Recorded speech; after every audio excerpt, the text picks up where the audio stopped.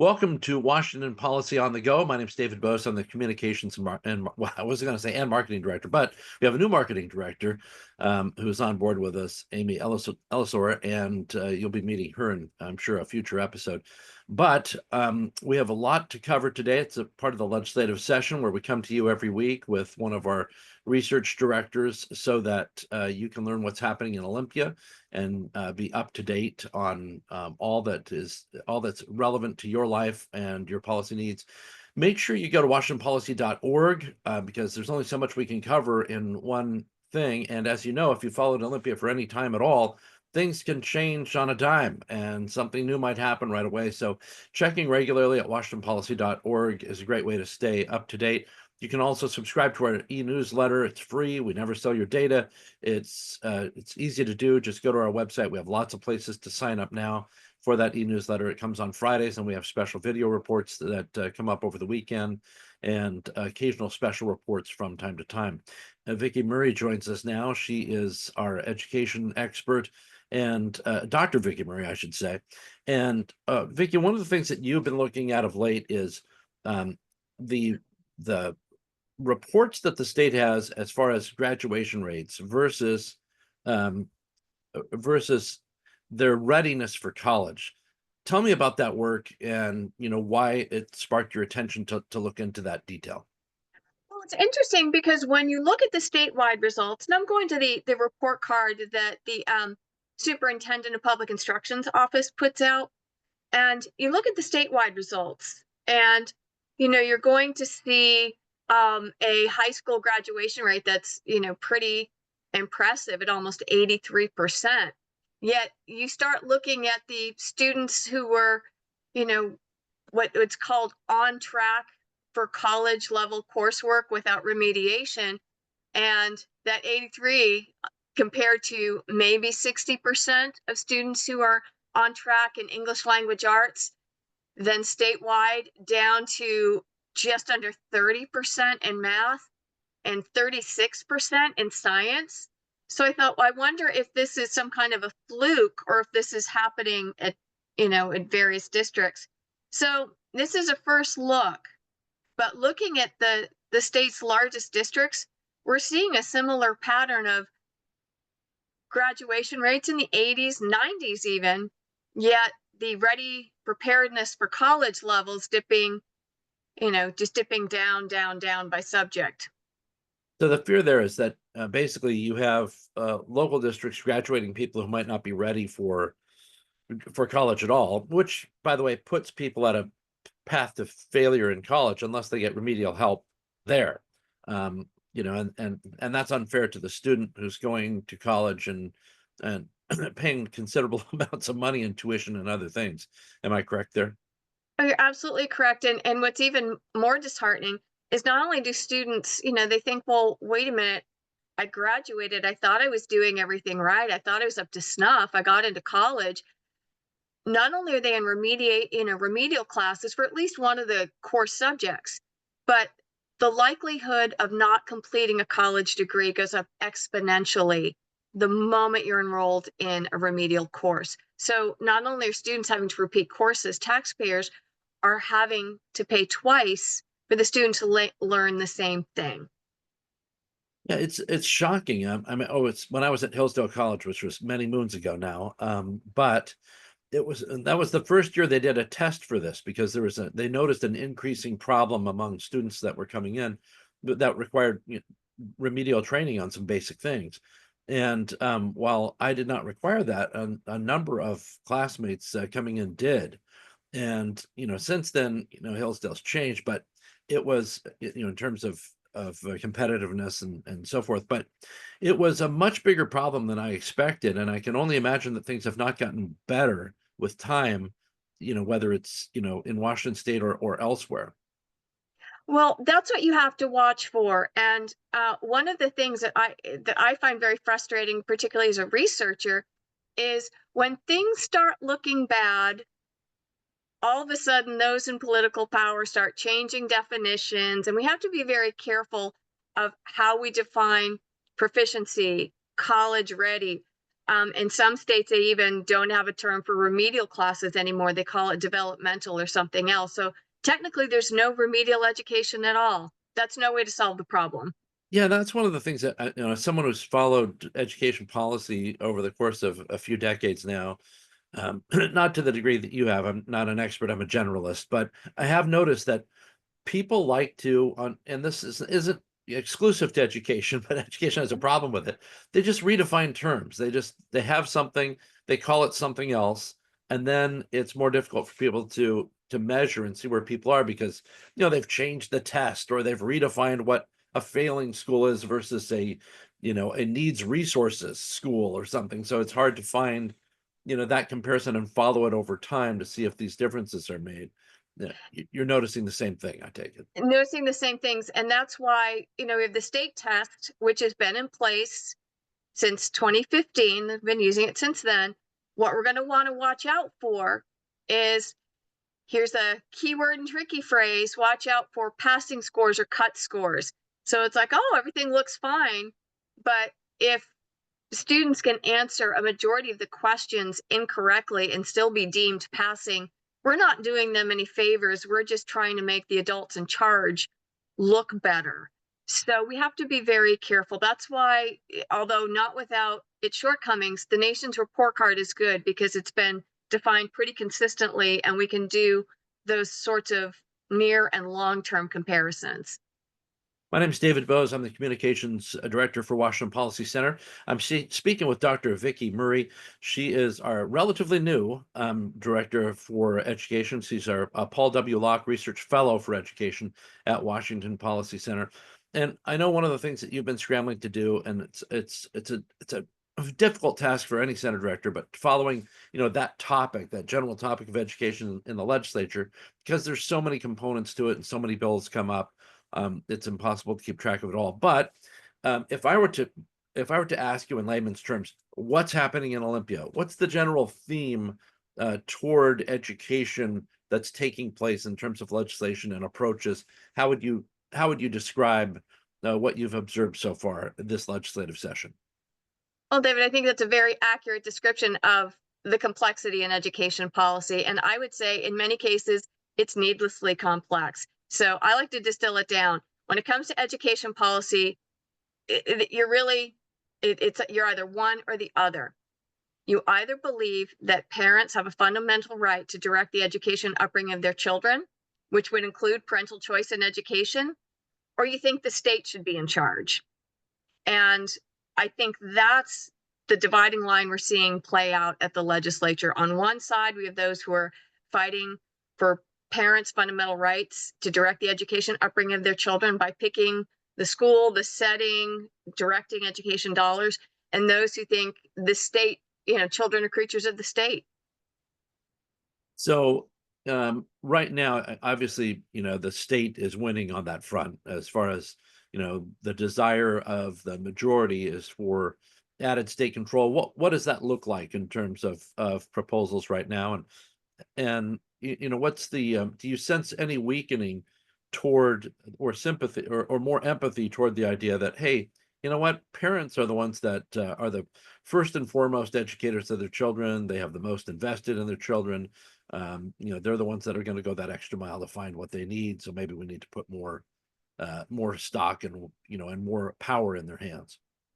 I think people are realizing that education policy isn't a matter of right versus left. It's a matter of right or wrong. And so I think the more I have to tell you that I'm really struck by just how extreme the debate is here in Washington, being relatively new here. And I've seen extremes in other states and in education policy before, but parents are not public enemy number one. So there's one bill I would consider I put on my bad bill list, and there are two bills that I think are really, really good and we should support. So the bad bill is 5181. We'll remember that last year, Washingtonians overwhelmingly put the initiative, got the initiative 2181, the Parents' Bill of Rights, to the legislature. and it was passed over unanimously in one chamber and overwhelmingly with bipartisan support in the other, um, supporting the rights of parents to be notified about what's going on in their children's schools, to have a say in what's going on, to inspect what's going on in the classroom materials. Now, this session, all of a sudden, it's like, well, we want to clean it up a little bit. This was a little messy. And this is where I'm still learning. I thought there could be a very simple procedure where you just have a technical correction. You don't throw the baby out with the bathwater. What we're left with at this point is, well, parents can be told sort of about some things, but not really things to deal with medical, um, medical issues with their children, or children have been interviewed by law enforcement.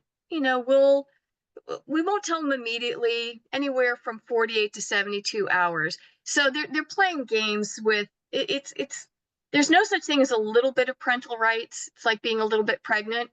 You either have them or you don't. Well, and part of that comes from it's like when people say I'm really strongly in favor of free speech, unless it's speech that offends me or speech that I really disagree with. Then it becomes an issue of, well, you're not really in favor of free speech if you're only in favor of the speech that you already agreed with. I mean, that's part of the whole point. And Right. it's a little disturbing to have so many of those conversations over the past few years. But when it comes to education, we have a similar kind of approach where people say, well, parents should be in charge of education unless they don't like the approach that I like with education. Then I think we need to take over, which is another strange thing about current education policy. So when it comes to parental rights in Washington, we know that there's been this watering down effort, but am I correct in assuming that it's made more difficult because is there some kind of emergency clause or anything to that legislation so that, obviously hundreds of thousands of people signed the initiative to begin with when it was passed, and then the legislature passes it, so that kind of solves that issue. But when they pass the clarifications, if there's an emergency clause, it means it can't be changed for a period of years afterward. I think 2 years before people can approach it again. I honestly don't know the answer to this question. I have a strong suspicion, but does this come with an emergency clause to keep people from trying again? Well, I think what they wanted to do, my understanding from what I've read, now I wasn't there, so I wasn't, Yeah.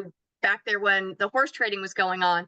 But my understanding is that the lesser of two evils, rather than let the initiative be placed on the ballot, because if it went before the people on the ballot, legislature couldn't do anything, it would be set in stone. So many in the legislature, not all, but many in the legislature decided the second best way was to get it in the legislature, pass it, and then kind of clean it up this year. That's my understanding, because they would be allowed to kind of make some changes or clarifications or whatnot, whereas they wouldn't be able to touch it if it went on the ballot. There's we had our report card on education, report card for America for Washington's future on education released. I think it was last week or the week before, but recently, and we had a number of metrics showing that Washington State is not doing as well as one might think. If you're in Washington State, you generally think of Washington as a tech capital, a capital of high tech industry. We're part of new technologies. We're part of aerospace technology. We have a big agricultural sector in Eastern Washington, but even tech is adding to that. So we think of ourselves as kind of a hip, growing, ahead of other states kind of place. But if you look at the education metrics, Washington doesn't fare that well. And in fact, we saw this with some of our other metrics, like, when it comes to business tax climate, Washington has dropped considerably. First year businesses, Washington ranks, at the bottom for the success rate. So we've had a number of problems there. But in terms of education on the report card there, our goal was you take a look at the previous 10, 12 years, and you get a sense of what kinds of policies we passed and where we've gone. What do you hope to do with the report card in the future? Like, this kind of establishes this baseline, telling people the reality of where we are.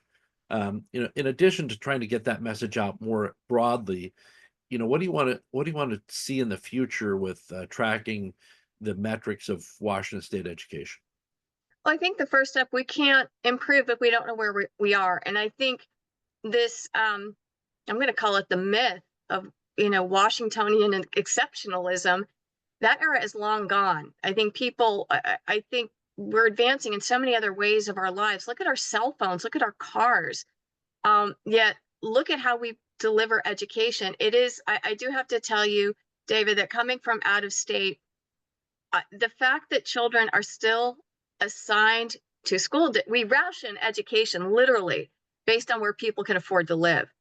That's stunning to me. So we have to, and let's face it, if the type of education you receive is contingent upon the mortgage that you can afford to pay, who's going to want to acknowledge that your school ain't that great? No matter whether you live in it, this is not an urban problem. It's not a rural problem. The suburbs, education reform involves more than a moving van to the suburbs. What we are seeing over the past 10 years is, that the spending line looks like this, and you'd hope that the achievement line would at least be like that. It's not. It's actually gone in the opposite direction. So what we know is spending more on more of the same isn't going to work. What we need are two things. One, the wrong people are in charge. We need to put parents, not politicians, in charge. And number two, we need competition. I can tell you one of the most effective reforms that shouldn't cost a thing. Simply let all parents decide what public school they want to send their children to, regardless of their zip code. That has been proven in the economics of education literature. Yes, there is such a thing, to be one of the most powerful reform forces out there. Even the lowest performing schools improve significantly just by having to use their resources better. Money matters, but how we spend it matters more. Let's go to the questions. We have a question from anonymous attendee who's upset with you. He says, "What are Vicki Murray's director qualifications? She is speaking in political platitudes rather than facts. Nothing of factual substance." This anonymous says. These Okay. are my favorite kinds of questions. So, Dr. Murray, if you would kindly just go through your qualifications as Oh, the Paul W. Locke Research Fellow for Education at Washington Policy Center. well, one thing I want to be careful of, because people use their quote unquote qualifications. We all, who has, takes out our backpacks, we all dump out our letters or our qualifications. And a lot of times that's used to silence debate rather than encourage it. So, quite frankly, I don't care if you have letters after your name. I don't care if you've ever been a teacher. I don't care. What I care about are, if you live in Washington and you work hard, you pay your taxes, whether you have a mortgage or you pay, taxes indirectly through your rent. We are all supporting education. We all have a dog in this fight to make sure that the current generation does better than, the upcoming generation does better than the current generation. As for my facts, I will be happy if Anonymous wants to send me his or her anonymous email. I'm happy to give you the sources I've used. It's the OSPI report card for the achievement data, NAEP. The spending ultimately comes from OSPI, Washington State fiscal information. So you want to know, what facts, what sources, please, just my email's out there. Shoot me an email and I'll be happy to show you where I got all that data. I'll go a step beyond. Click on washingtonpolicy.org. You can actually read Vicki's material there. It's cited. You can see the report card. The citations are within it.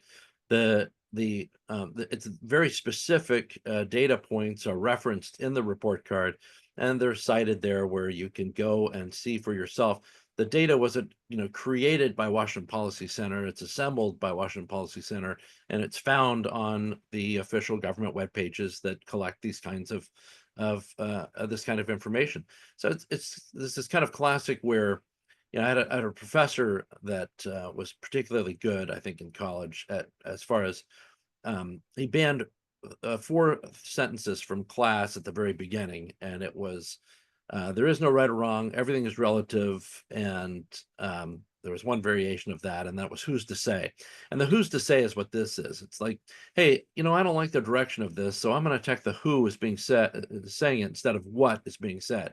The what you were saying was that the state measurements for being at grade level for various things, including English and math, are very low. And you cited the exact numbers, but it's the state tracking those things.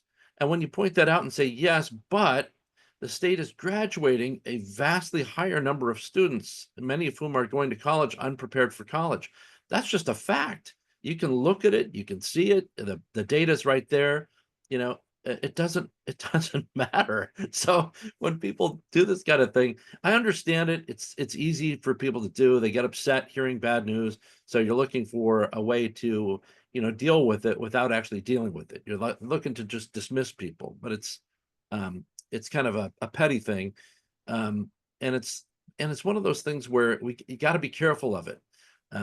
You don't, obviously there are some people who are true experts in material, and even they can be wrong. So it's like trust but verify. It's kind of a Reaganism. I don't like relying on experts for everything. I also don't like dismissing experts. Just because somebody has a PhD doesn't make them right, as you point out, Vicki, very well. But it also doesn't mean that they're wrong because they devoted their life to a specific study of a specific issue. It means you should probably give them a little extra weight to that. And then it's like when people say when we have Todd Myers on, and people say we got to follow the science, so to speak. Follow the science is one thing, because science is science. You're dealing with facts.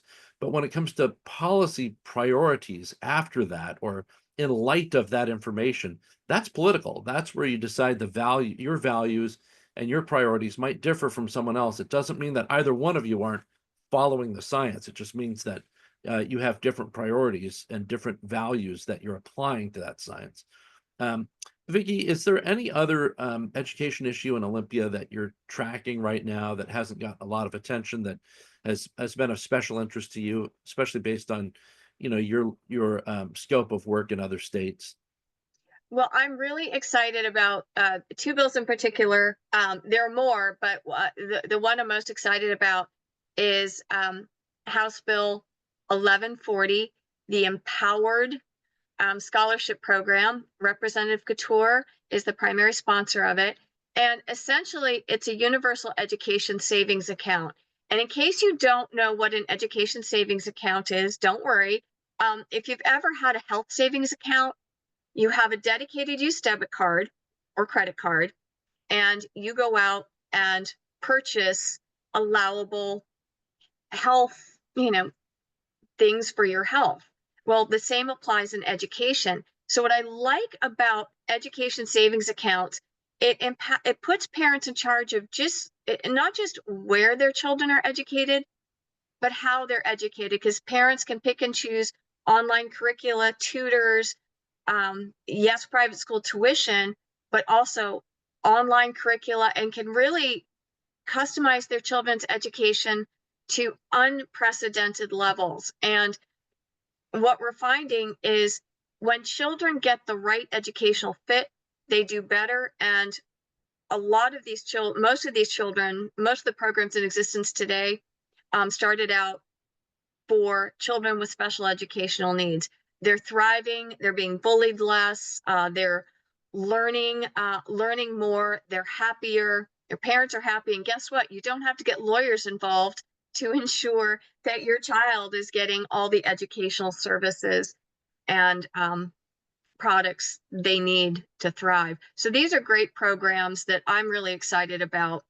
So that bill right now, that's House Bill 1140, is still in the House Education Committee.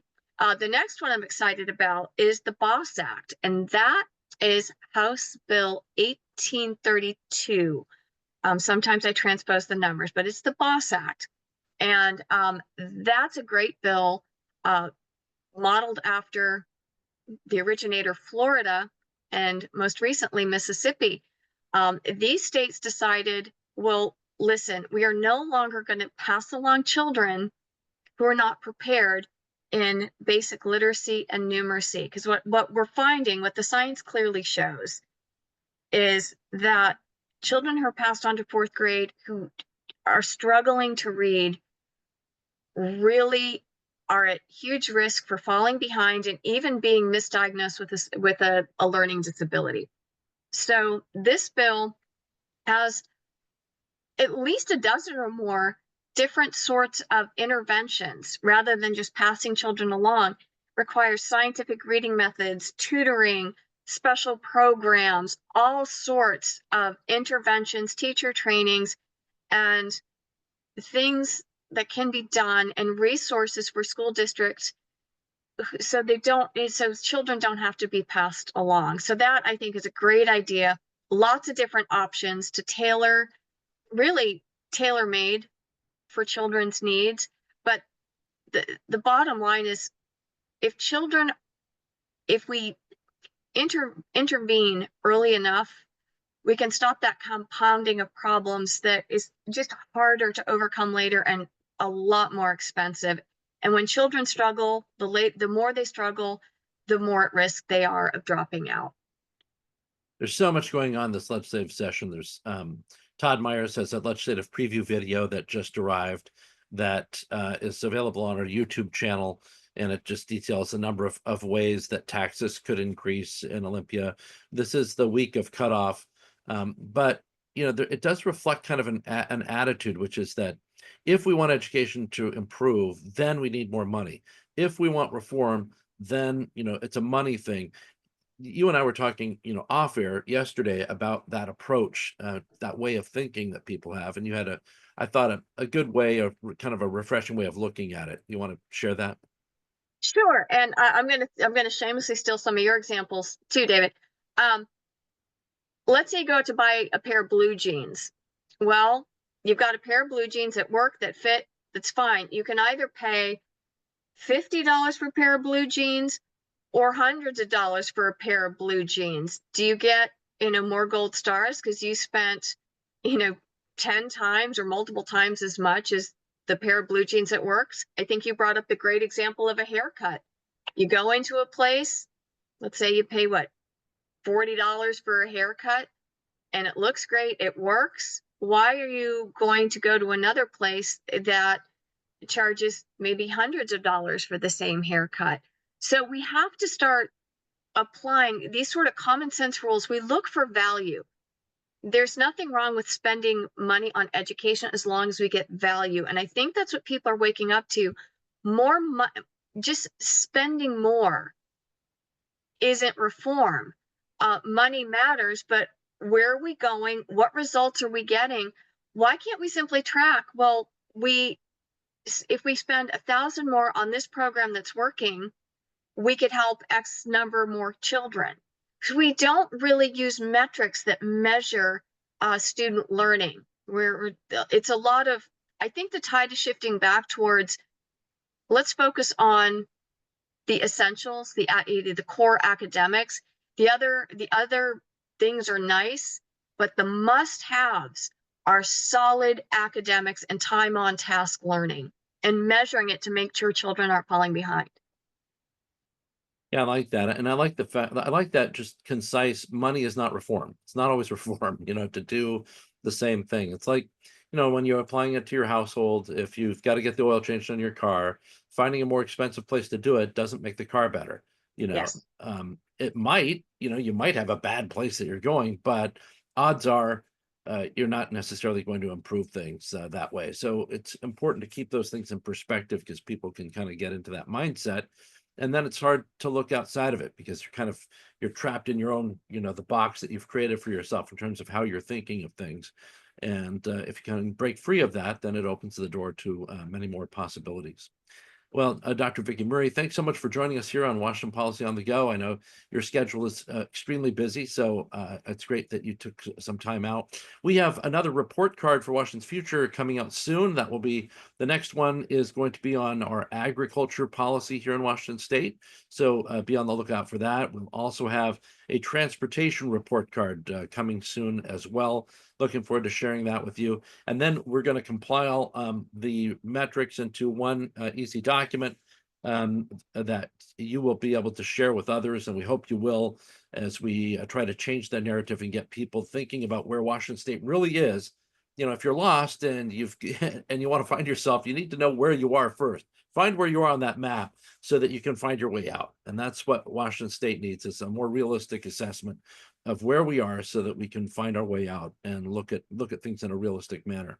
Vicki, thanks so much for making the time. Always appreciate it, and appreciate all of you for watching and making Washington Policy Center's videos more successful than they have ever been. We're getting thousands of new views on our YouTube channel and other formats as well. In some cases, tens of thousands of new views, and that's really important to us because our information doesn't do any good if you don't share it. We need people to read it in order for it to have any impact. And so we appreciate you, and we hope you'll urge others to join Washington Policy Center, sign up for the newsletter, sign up and be a member, and amplify voices of reform statewide across a coalition of perspectives. Thank you, Vicki, and thanks to all of you. We'll see you next Tuesday for another edition of Washington Policy on the Go.